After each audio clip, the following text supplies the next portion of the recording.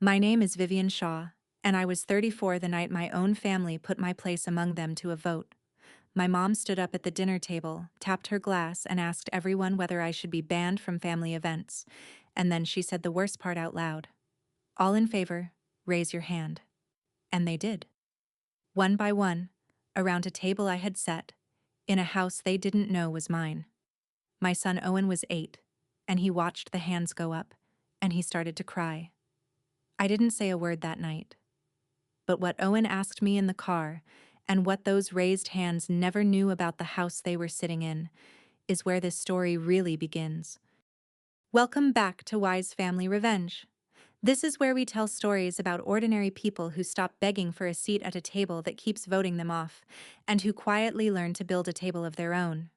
If that's a road you've walked, you're in good company here. Drop a comment, and be sure to subscribe. For years, I was the one who made the family run without ever being counted as part of it.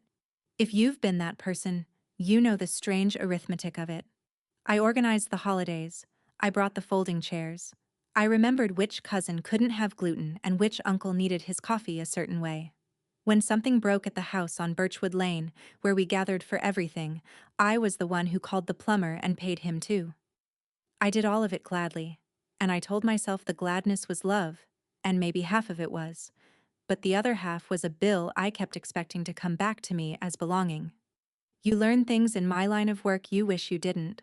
I'm a paralegal. I spend my days on wills and estates and the quiet wars families fight over houses, and I had seen this shape 100 times in other people's lives before I ever recognized it in my own. Here is the thing I knew and kept ignoring. You don't put belonging to a vote. If you're counting hands, the answer is already no. I knew that the way you know a storm is coming from the color of the sky, and I still drove to the dinner. I still set the table. Because when you've spent your whole life being told you're only welcome as long as you're useful, useful starts to feel like a kind of citizenship. And a citizen doesn't ask whether her passport is real. She just keeps paying her taxes and hoping the border stays open. Mine had been closing for years. I just hadn't let myself read the signs on the gate. You should understand why the border was closing, because it wasn't sudden. 4 years before that dinner, I'd left my marriage. It wasn't dramatic. It was quiet and necessary and mine to decide, and I took Owen and a suitcase and started over in a small apartment across town. In most families, that's a hard season you get carried through. In mine, it was a stain. My mother, Lorraine, is a woman who believes that the family is a photograph, and a photograph has to look right. And a divorced daughter raising a boy alone was a smudge on the glass. She never said it like that. She said it in the way she introduced me at church, half a beat too slow. She said it in the way she asked, every single time, whether Owen was doing okay without a father, as if I were a weather event he was surviving. My sister Colleen married well and stayed married and kept her photograph clean, and she learned early to stand where the light was good. I don't blame Colleen the way I used to. She was doing what our mother taught all of us, which is that safety in that family came from never being the one in the frame who looked wrong. I was always the one who looked wrong. Single mother. Opinions. A job where I read too many wills and asked too many blunt questions. I made them nervous. And a family built on appearances handles the thing that makes it nervous the same way every time. It doesn't fix the frame. It crops you out. I just didn't know yet how literal the cropping was about to get, or that they'd take a vote before they did it. The house where all of this happened belonged, in everyone's mind, to the whole family. It was my grandmother's place, Nana Ruth's, a white 2-story on Birchwood Lane with a wraparound porch and a kitchen that had fed 4 generations. Every Thanksgiving, every birthday, every Easter with the plastic eggs in the yard, it happened there. It was the family's heart, and hearts don't have deeds, so nobody thought about whose name was on the paper. I thought about it. I thought about it every February when the property tax bill came, because it came to me. I thought about it every time the furnace coughed and I wrote the check. I had a key on my ring, a heavy brass one, worn smooth, and I let myself in the way you let yourself into somewhere that's yours, except I never called it that out loud, because calling it that would have started a war I wasn't ready to fight. So I kept the house alive and let the family keep the story. I told myself it didn't matter whose name was on the deed as long as everyone had somewhere to come home to. That's the kind of thing you tell yourself when belonging feels like something you have to subsidize. I was the landlord who called herself a guest. And every year I paid the taxes on a house where, 4 years after my divorce, my mother would eventually stand up and ask the room whether I should be allowed through the door at all. If you'd told me that in advance, I'm not sure I'd have believed you, but I'd have checked the deed. Some part of me, even then, was keeping the receipts. It's the part of me that finally saved us. The dinner didn't come out of nowhere. 2 weeks before, I'd done the unforgivable thing, which was to tell the truth in a room that preferred quiet. Colleen's husband had been floating an idea at family gatherings, casually, the way people float things they've already decided. The idea was that Nana Ruth's house should be sold and the money split among the family, and that the sale would be simple because the house belonged to everyone. I said gently, at a barbecue, that it wasn't quite that simple, and that the house had been left to one person, and that we should probably talk about it honestly before anyone spent money they didn't have. I didn't even say the person was me. I just said the sky was not the color they thought it was. You would have thought I'd overturn the table. My mother went very still, and then very warm, which is how Lorraine gets right before she decides something needs handling. She said, later, on the phone, that I was creating division. She said, families don't air these things. And then she said the sentence I would come to hear in my sleep: we just want what's best for the family. She said it like a benediction, like a door closing softly. And I knew, the way I'd known about the storm, that a decision had been made about me somewhere I wasn't invited. What I didn't know was the form it would take. I assumed a cold shoulder, a few skipped invitations. I had prepared myself for the usual quiet cropping. I had not prepared myself for a show of hands. My mother, it turned out, didn't want to crop me out in the dark. She wanted a vote. She wanted it witnessed. The invitation to that last dinner came from Colleen, which should have been my first warning, because Colleen didn't invite me to things anymore. She called it a family dinner to clear the air. Clear the air. I turned the phrase over for 2 days looking for the trap in it, and I couldn't find the exact shape, so I told myself I was being paranoid. And there was Owen, who loved that house, who lit up at the idea of seeing his cousins in the yard where the plastic eggs used to hide. He asked me 3 times if we were really going. He picked out his own shirt. What was I supposed to say? That his grandmother frightened me, that clearing the air in our family usually meant deciding who got to breathe it. So I drove us to Birchwood Lane on a Friday evening in October, and I let myself in with my brass key like always, and the house was warm and smelled like my grandmother's kitchen even though my grandmother was 3 years gone. The family was already there. More of them than a normal dinner, aunts and cousins I hadn't seen in months, and something in the arrangement of the chairs felt staged. Everyone was a little too kind at first, the kindness of people who know something you don't. I helped in the kitchen. I poured Owen's milk. I told myself the tightness in the room was in my head. And then we sat down to eat, and my mother waited until the plates were full and the children were settled, until the moment was as public and as pinned down as it could be, and she stood up and tapped her glass with her fork, and the whole table went quiet to listen. My mother is good at speeches. She started soft. She said family was the most important thing in the world to her, that this house had always been about togetherness, that lately there had been tension, and that she thought the healthiest thing, the most loving thing, was for everyone to be honest about it together. She said she'd been praying on it. Then she looked at me, and her voice stayed gentle the whole way through the knife. She said she thought it might be best, for the peace of the family, if I stepped back from family events for a while, and that she didn't want to just decide that alone, because that wouldn't be fair. So she wanted to ask everyone. She actually framed it as fairness. And then she said it. All in favor of Vivian taking a step back, raise your hand. For a second nobody moved, and I thought, they won't. This is too much. Someone will laugh and break it. And then Colleen raised her hand, looking at her plate. Then an aunt. Then an uncle I had driven to a doctor's appointment the month before. Then the cousins. glancing at each other first, the way people do when they're checking which way the wind is safe.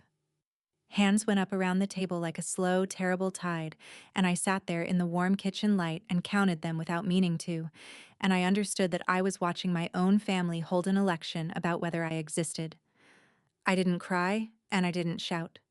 I've spent my life being the calm one, and calm is the only armor I've ever owned, but something behind my ribs went very quiet and very cold, and in that quiet a sentence I'd been saying for years finally became true in the flesh. You don't put belonging to a vote. I would have survived the hands. I'd been braced for the hands my whole life, honestly, in one form or another. What I wasn't braced for was Owen. He was sitting beside me with a half-eaten roll in his fist, and he watched the grown-ups raise their arms, and he didn't understand the words, but he understood the shape, the way children always understand the shape before the words.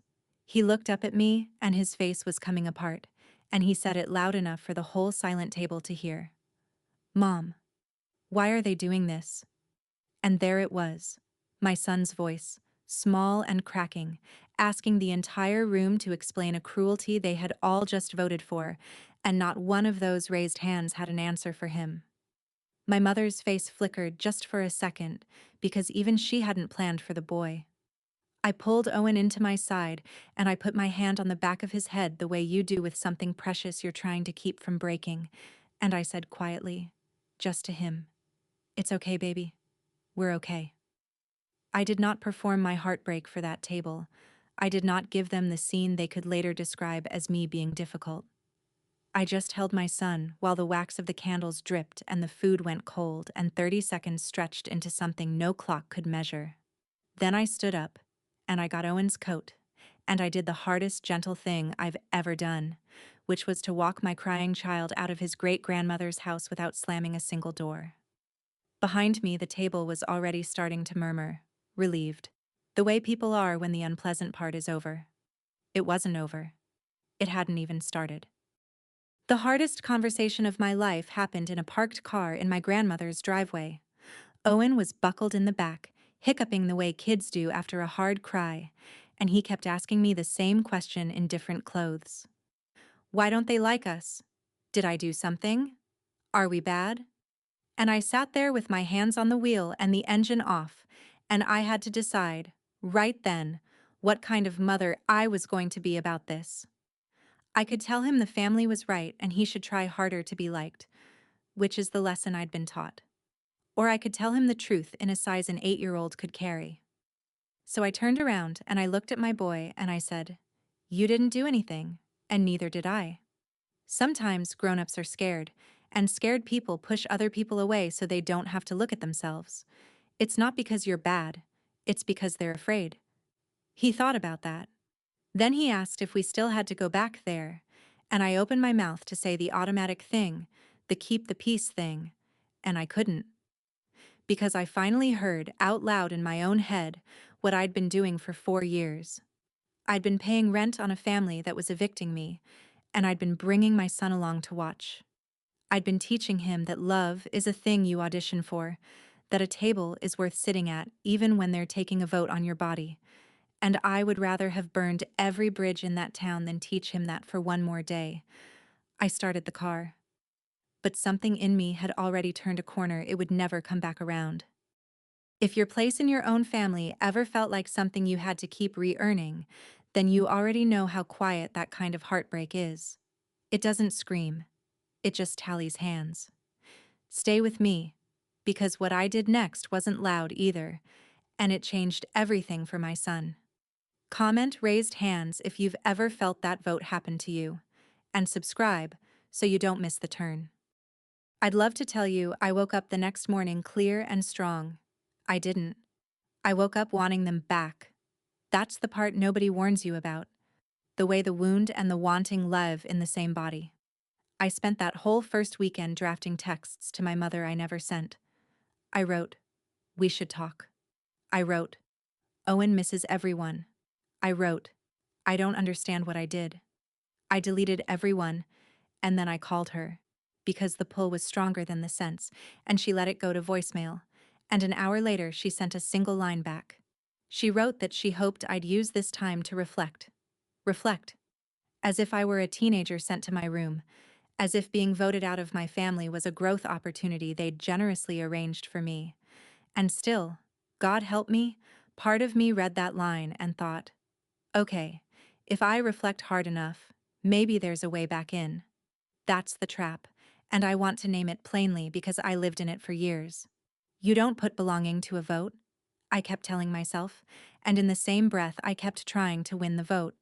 I kept looking for the version of me they'd finally ratify. It took me an embarrassingly long time to understand that there wasn't one, that the problem was never the candidate. The problem was that they held elections at all. But that morning, I didn't know that yet. That morning, I was just a woman staring at a one-line text, still holding out her hands for a family that had already counted them and found them wanting.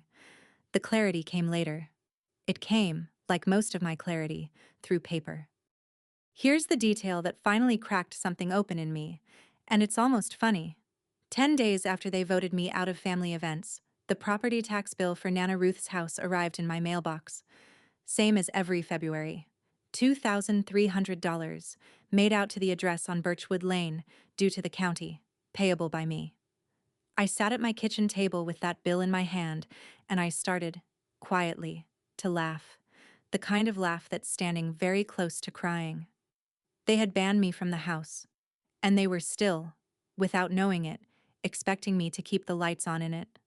The furnace I'd replaced, the roof I'd had patched. The taxes I paid so the county wouldn't take the place they all considered their birthright. I was the invisible foundation under a family that had just held a ceremony to remove me from the building. And the truly absurd part, the part that made the laugh curdle, was that I had been about to pay it. My checkbook was already open. Muscle memory. 4 years of proving my worth by carrying weight nobody could see. My hand was literally holding the pen, and I stopped. I looked at the pen and the bill and the open checkbook, and I asked myself a question I'd never once dared to ask in that family. What exactly am I buying? Because it clearly wasn't a seat at the table. I'd bought that 1,000 times over, and they'd just repossessed it in front of my son. So what was the money actually for? I put the pen down. I didn't pay the bill that day. Instead, for the first time in 3 years, I got out the folder with the deed in it, and I read what it actually said. To understand the deed, you have to understand the last winter of my grandmother's life, because that's where the brass key came from. Nana Ruth got sick the year Owen turned 5, and sick in the slow way that asks everything of one person and nothing of the crowd. The crowd visited. They came on Sundays with flowers and left before the hard parts. I was the one who moved in for the last 4 months. I learned to change her sheets without hurting her. I learned which hours the pain was worst and how to talk her through them, and I brought Owen so her house would still have a child's noise in it. My family called me a saint at the funeral, which is what families call the person who did the work so they don't have to feel the debt. But there was one evening near the end, when the house was dark and quiet and it was just the two of us, that I've never told anyone about. Nana Ruth was clear that night, clearer than she'd been in weeks. She took my hand, and she pressed her house key into it, the heavy brass one worn smooth by 50 years of her palm, and she closed my fingers over it. She said, "This house knows who stayed." That was all. This house knows who stayed. I thought she meant it kindly, a grandmother's thank you, a keepsake. I put the key on my ring and I carried it for 3 years like a memory. I did not understand, until I sat at my kitchen table with an unpaid tax bill and an open folder, that she hadn't only been thanking me, she had been telling me something. She had been telling me what she was about to do on paper, in the careful, deliberate way of a woman who knew exactly which of her grandchildren had shown up when it counted. What Nana Ruth did was leave me the house, not the family, me. It was there in the will in plain, unglamorous language, the kind I read every day for other people and had somehow avoided really reading for myself. The house on Birchwood Lane and its contents to my granddaughter Vivian, who cared for me, who cared for me. She'd even written the reason into the document, which lawyers will tell you is unusual, and which I now understood was Nana Ruth leaving a note in a bottle for exactly this moment. The deed had been transferred and recorded 3 years ago. My name was on it. Mine, alone. The taxes came to me because the house was legally, unambiguously mine, and had been the entire time the family was treating it as their shared inheritance. The entire time Colleen's husband was floating plans to sell it and split the money. The entire time my mother was standing in its kitchen taking a vote on whether I was allowed inside. I had known this, technically, for 3 years. But knowing a thing technically and letting it be true are different countries. And I'd been living in the first one because the second one required me to admit that the family's whole story about the house, about togetherness, about what was best for everyone, was built on top of a fact they found inconvenient and had simply agreed to ignore. My grandmother had seen all of it coming. This house knows who stayed. She'd handed me a key and a truth and trusted me to be strong enough to use it when the day came. I'd spent 3 years being too heartbroken and too hopeful to pick it up. And now, sitting in my kitchen with the deed in my hands, I finally understood what she'd actually given me. Not a house, a choice. Of course, the family had a story too, and I got to hear it in full over the next week. Because in a small town news travels, and so does justification. The story, as it came back to me through cousins and one very uncomfortable phone call, was that I had manipulated a dying old woman into signing away the family home. That I'd moved in during her last months not out of love, but out of strategy. That the saint at the funeral had actually been a schemer, and that any decent family would want to correct such an obvious wrong. My mother believed it. That's what I had to sit with. She didn't know it was a convenient lie. She'd told it to herself so many times it had become the truth she needed, because the alternative was unbearable. The alternative was that her mother had looked at her children and grandchildren and chosen the divorced one, the smudge on the photograph, the one they were about to vote out. Nana Ruth's will was a verdict on the whole family, and my mother couldn't survive reading it that way, so she rewrote it into a crime I'd committed. "We just want what's best for the family," she'd said, and now what was best for the family was taking my grandmother's house back from me in the name of fairness. I felt the old pull to defend myself, to call everyone and explain, to produce the will and read them the line, who cared for me, until they were ashamed. And I want to be honest that for a day or two I planned exactly that. A grand vindication. The truth deployed like a weapon in a crowded room. But that would have been fighting them with their own tool, the public scene, the theater of who's right. And I was so tired of theater. Then the threat arrived, and it changed the math. Colleen called me, and she was doing the thing my family does where cruelty wears the costume of concern. She said she wanted to give me a heads up, sister to sister. She said the family had spoken to someone, a lawyer, about the house, that there were questions about how Nana Ruth had been in her right mind at the end, about whether I'd unduly influenced her, and that it might get unpleasant, and wouldn't it be easier for everyone if I just signed the house back to the family and we all moved on? Undue influence. I almost laughed again, because I knew that phrase the way a carpenter knows a hammer. It's the exact claim relatives make when a will doesn't go the way they expected, and it's brutally hard to prove when the person named actually did the caretaking, actually has the records, actually was the one who stayed. They didn't have a case. They had a threat, dressed up as a favor, designed to frighten a woman they assumed was too soft and too lonely to fight. And here's what Colleen's phone call actually did, though she'll never know it. It burned away the last of my hope, because a family that was merely hurt, merely misguided, might someday come back around. A family that was hiring lawyers to take my grandmother's house out of my hands, the house I'd earned by staying, was not going to have a change of heart. They'd voted me out of the family, and now they were coming for the one thing my grandmother had left me, and they were calling it fairness while they did it. I hung up the phone very calmly, and I stopped, entirely, trying to win the vote. There was no vote left worth winning. My mother called that evening, once she knew Colleen had softened the ground. She didn't mention lawyers. She talked about legacy. She said Nana Ruth would have wanted the house to bring the family together, not to divide it, and that keeping it to myself was selfish, and that the loving thing, The mature thing would be to share it the way it was always meant to be shared. And then she reached, again, for the phrase that had become the family's entire theology. We just want what's best for the family, Vivian. I held the phone and I listened to my mother explain, in the softest possible voice, why I should hand over the last thing I had left, and I finally understood the sentence completely. What's best for the family had never included me. Not once. When the family needed a caretaker, best for the family was me sacrificing 4 months of my life. When the family needed a scapegoat, best for the family was a show of hands. When the family wanted a house, best for the family was me signing it away. The phrase wasn't about the family at all. It was about everyone in the family except me. And I had spent 34 years trying to earn my way into a word that was defined, from the start, to leave me out. I didn't argue with her. Arguing assumes the other person is looking for the truth, and my mother was looking for the house. I just said, quietly, that I heard her, and that I'd be in touch, and I hung up. She thought that meant I was caving. I could hear it in her goodbye, the little lift of victory.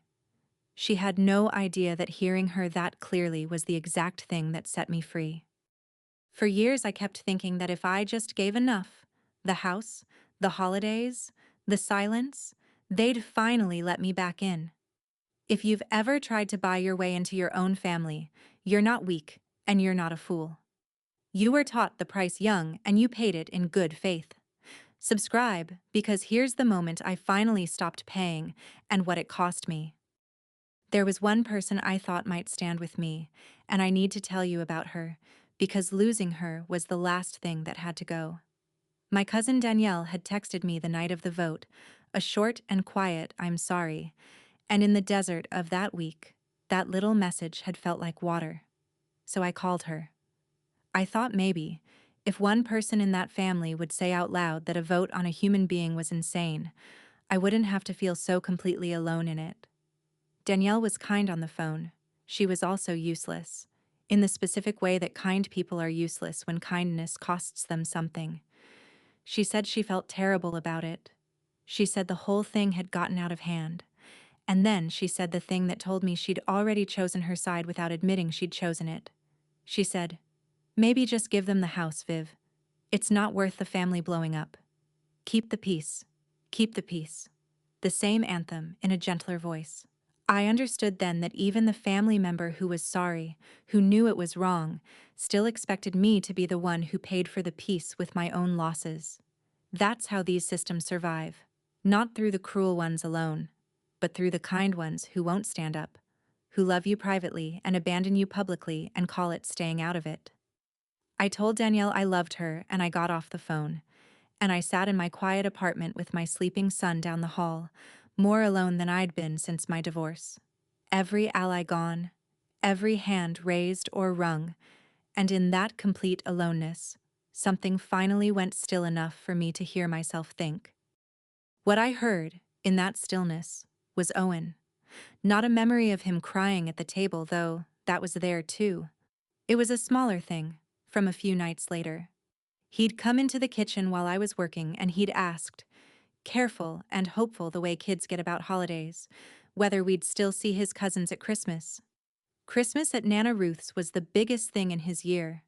And I'd said something vague, "We'll see, sweetheart," because I hadn't been able to bear telling him the truth.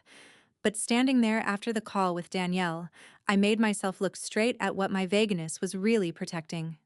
It wasn't protecting Owen, it was protecting my hope. Because as long as I stayed vague, as long as I kept paying the taxes and keeping the peace and auditioning for the family, there was a version of Christmas where they let us back in. And I wanted that version so badly I was willing to march my son back into the room where they'd voted on his mother and let him learn the lesson I'd learned. That belonging is conditional. That you keep your head down and your checkbook open, and maybe they let you stay. I saw it with a clarity that frightened me. I was not one decision away from saving my family. I was one decision away from handing my whole inheritance, the emotional one, down to Owen. The scared silence, the earned love, the vote you spend your life trying to win. and I would rather he grow up with a small, true family than a large one that measured him. That was the moment the wanting finally died, and something harder and cleaner grew in its place. Not revenge. I want to be clear about that. Just the end of asking. The next morning, I did what I do best, which is turn feelings into paper. I spread everything out on my kitchen table like I was working someone else's case, because that's the only way I could stay steady. The recorded deed with my name on it. 3 years of property tax receipts, all paid by me. The will, with my grandmother's own handwriting explaining why. The receipts from the furnace and the roof. Laid out like that, in the cold morning light, the truth had a shape that no family speech could bend. I did not own a share of a family home. I owned a house, outright, that a family had been using with my permission I had never once been asked for and had freely given for years, and now that same family was voting me out of it and threatening to sue me for it. And I realized I did not need to win anything. That was the freedom of it. I didn't need to out-argue my mother or out-shame Colleen or rally the cousins to my side. I didn't need a scene or a vindication or an apology. All I needed to do was stop lending them the room and say so in language that couldn't be reinterpreted at a barbecue. I knew exactly how to do that. I'd prepared 100 of these notices for other people. I just needed a lawyer to sign it, someone with a letterhead, because my family had taught me one true thing over the years, which is that they only ever heard you when you stopped speaking as their daughter and started speaking as a stranger they couldn't charm. So on Monday, I made an appointment with a firm across town called Hargrove and Reyes, and I want you to understand, I did it calmly. I'd stopped shaking days ago. Let me lay the whole thing out plainly, the way it finally sat in me on the drive to that law office, because it took me weeks to let it be this simple. My family had voted to ban me from family events, and nearly every family event they had ever held, every Thanksgiving and Easter and birthday and Christmas, every gathering they were now protecting from me, happened inside a house that belonged to me, that I paid for, that I kept standing. They hadn't banned me from their home. They had banned me from my own, and they'd done it without knowing it. Or maybe some of them did know it and voted anyway, which was worse. And then, not satisfied with that, they had gone to a lawyer to try to take the house out of my hands entirely, to correct the terrible injustice of my dying grandmother choosing the granddaughter who stayed. The cruelty of it was almost architectural. They had built their entire sense of family on a foundation I was quietly holding up, and when they decided I didn't belong, they never once considered that the ground might be mine. That's what generosity gets read as, in a family like mine. Not a gift. An obligation. Something they were owed. I had given and given, the caretaking and the taxes and the silence, and every gift had been filed away, not as love, but as evidence of how much I could be expected to give. My kindness had been misread as my duty for so long that they genuinely believed taking from me was just the natural order correcting itself. And the thing was, I could end it. Not punish it. End it. I could simply stop being the foundation and let the house become what it legally was, mine, and let the family find out what their togetherness was actually standing on. All it would cost me was the family. All it would cost me was the last thing I'd been holding on to. Everything. Before I let the lawyers speak for me, I gave my mother one chance to hear me speak for myself. I don't fully know why. Maybe I needed to be able to say I'd tried. I drove to her house on a Sunday and I sat in her living room, the one staged for a photograph, and I told her the truth without any paper in my hands. I said, "Mom, you held a vote to ban me from family events, and almost every one of those events happens in Nana's house. You know whose name is on that house. You've always known." She didn't flinch the way I thought she would. She got cold, which is what Lorraine does when she's cornered, and she said the sentence in its final, truest form. She said, "Family doesn't wave papers around, Vivian. What's best for the family is that the house stays ours, the way your grandmother would have wanted. The way your grandmother would have wanted." Sitting in a house my grandmother had deliberately not left to her, being told what my grandmother would have wanted by the daughter my grandmother had quietly passed over. I looked at my mother and I saw, finally and completely, that there was no sentence I could say that would move her, because she wasn't confused. She wasn't waiting for the right argument. She had chosen the house and the photograph and her own comfort over her daughter years ago, and she would choose it again in every possible version of this conversation. I had come hoping for a mother. What I found was a woman defending a story she needed more than she'd ever needed me. So I stopped talking. I said, "Okay, Mom," and I stood up, and I meant something completely different by okay than I ever had before. She thought I was surrendering. I was actually saying goodbye. She just couldn't tell the two apart because she'd never learned the difference. You'd think that after that living room I'd have driven straight to the lawyer's office with a clear heart. I didn't. The temptation came back one more time, that night, harder than ever, because that's how these things work. I sat on the edge of my bed and I bargained. I thought, I could just let them have the house. What's a house? I could keep quiet, keep paying, keep hosting, and Owen would have his cousins and his Christmas and a big loud family, and isn't that worth more than being right about a deed? I could give them the thing they wanted and buy back the peace, and maybe, over years, they'd soften, and I'd have a seat again, a small one, near the door, but a seat. The old hope is a clever thing. It doesn't ask you to sell your whole self at once. It just asks for the house today, the silence tomorrow, one more small surrender at a time, forever. And I sat there genuinely tempted, because I am a mother, and I wanted to hand my son a family more than I wanted almost anything. I actually got out my phone to text my mother that she could keep using the house. My thumb was over the screen. And then I made myself finish the thought all the way to the end, the way I make clients finish theirs. If I do this, what am I teaching him? And the answer was right there, plain as the deed. I'd be teaching Owen that when a family votes you out, the correct response is to pay them for the privilege of being let partway back. I put the phone down. I did not text her. For the first time in my life, I let a family door stay closed instead of throwing my whole body against it.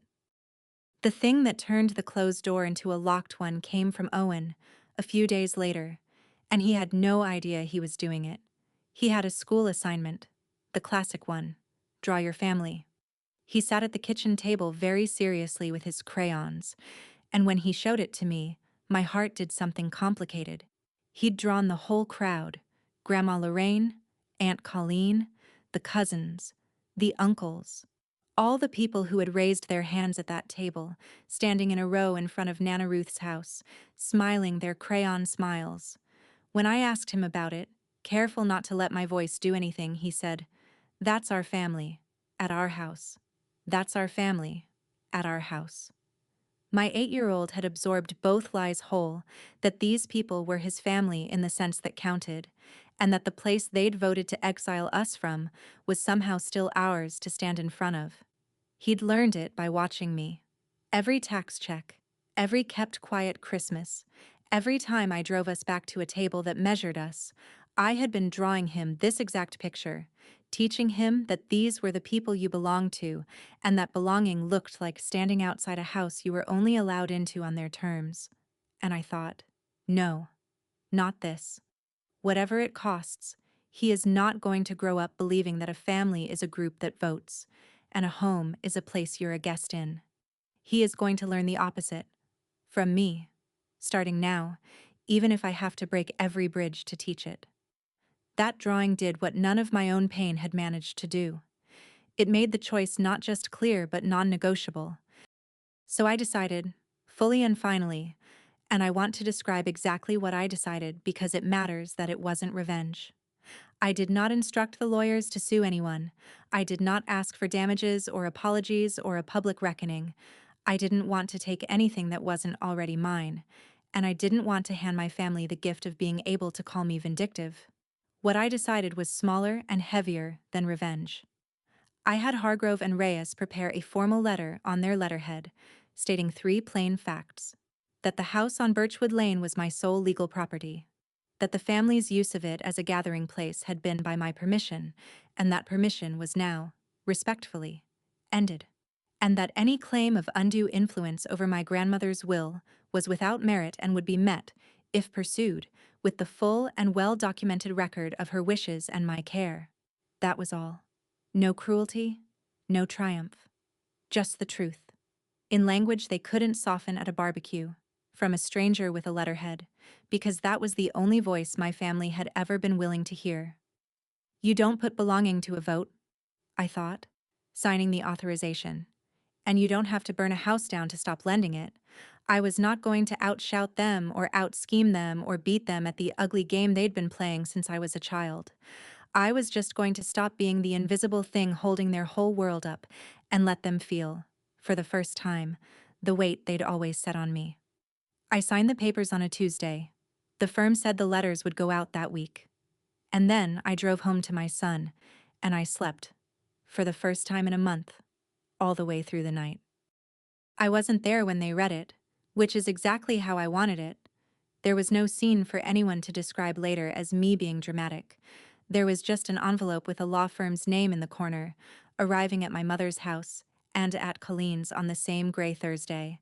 And I have had to reconstruct what happened from the phone calls that followed, but I know the shape of it well enough. I know my mother would have opened it at her kitchen counter, expecting maybe an apology, maybe a capitulation, some sign that I'd reflected the way she'd told me to. I know she read that the house on Birchwood Lane was my sole legal property. I know she read that their permission to use it was ended, and I know that somewhere in that reading, the ground she'd been standing on her whole adult life quietly rearranged itself, because every Thanksgiving she had ever hosted, every gathering where she'd presided as the matriarch, every family event she had just voted to ban me from, had taken place inside walls that belonged to the daughter she'd voted out. The togetherness she'd built her identity on had been standing, the entire time, on my name. Colleen called first, and she was not soft anymore. She was frightened, which in my family sounds like fury. She said I was tearing the family apart. She said Nana Ruth would be ashamed of me. She said a real daughter, a real sister, wouldn't waive lawyers at her own blood. I listened to her and I felt strangely calm, because I finally understood the noise for what it was. It was the sound a family makes when the person they'd been quietly standing on stands up. It's loud. It sounds like accusation. But underneath it is just the vertigo of people discovering that the floor was a person all along. I didn't argue. I'd said everything I needed to say in writing once, and this time I let the silence be mine. My mother called last, 2 days later, and that call was the real climax, though it happened quietly, just her voice and mine on the phone. She did not apologize. I want to be honest about that, because I spent a lot of years imagining a version of this moment where she finally said she was sorry, and that is not the version I got. What she offered instead was a deal. Her voice had changed, gone careful and almost warm, the voice she used for negotiating. She said, "Look, Vivian, let's not do this with lawyers. Withdraw the letter, let the family keep using the house the way we always have, and we'll put all this behind us. You can come back. Come to Christmas. We'll say no more about the vote." And there it was, laid on the table at last, the exact thing I had wanted for 4 years. A way back in. My son's cousins. The big loud family. All I had to do was take back the one letter and go on being the invisible foundation, the daughter who paid and hosted and swallowed, whose place at the table would simply be understood to be forever conditional, forever one bad day from another show of hands. I held the phone, and I felt the whole weight of the choice, because it was a real choice, and it cost me everything to make it. I said no.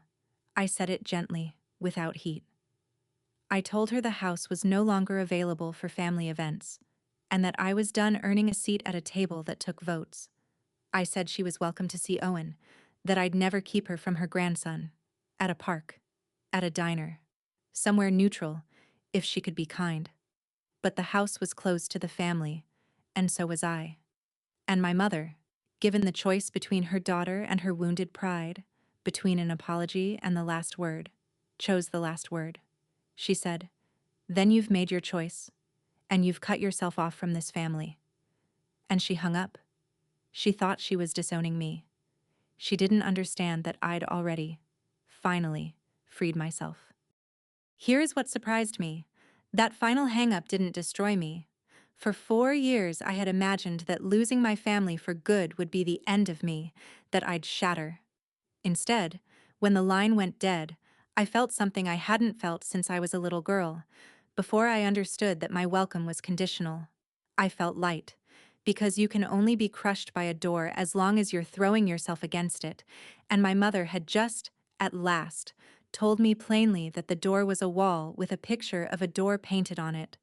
There was no room behind it. There never had been a version of me they were going to ratify.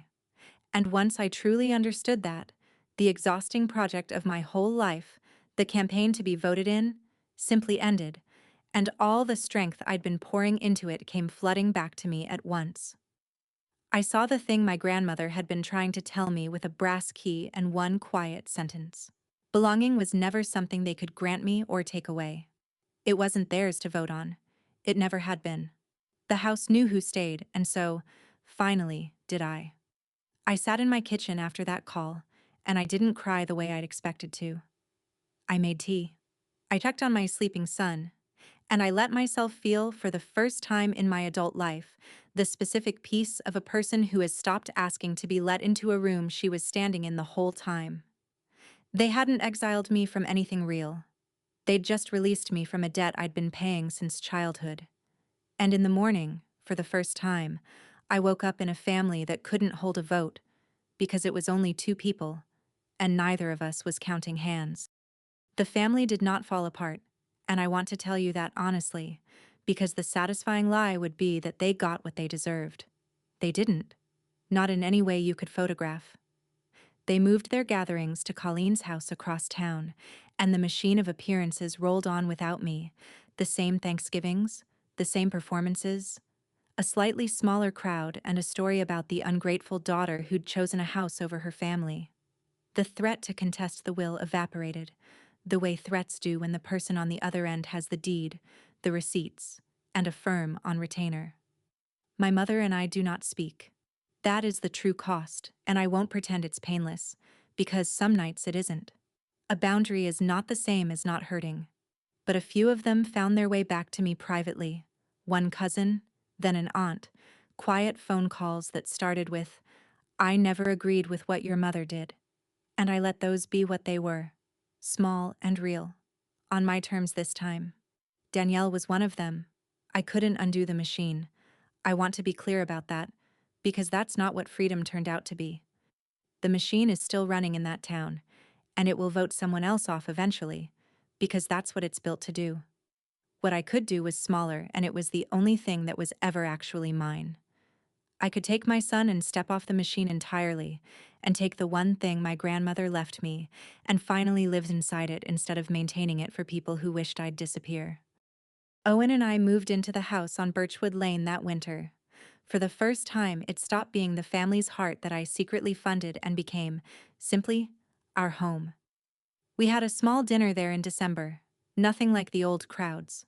Owen, me, 2 friends from work who'd become something like family in the realist sense, the sense you choose, and Danielle, who was brave enough, in the end, to come to a table she knew the rest of them would resent her for. Nobody raised a hand about anyone. Owen showed everyone the plastic eggs he'd found in a closet, saved from summers before he was born, and asked if we could still hide them in spring, in our own yard. And I said, "Yes, baby. This is our house. We can do anything we want here." Belonging was never something they could vote me into, or out of. The moment I stopped asking them for a seat, I finally understood I'd been the one holding the table up all along, and now, at last, it was ours. That's my story. One vote, one little boy's question, and a house that was mine the whole time. If your family has ever put your place among them to a vote, hear me on this. You don't have to win the vote. You can just stop lending them the room and go build a table they don't get a say in. Share this with someone who needs it. Drop a comment, hit subscribe, and I'll see you in the next one.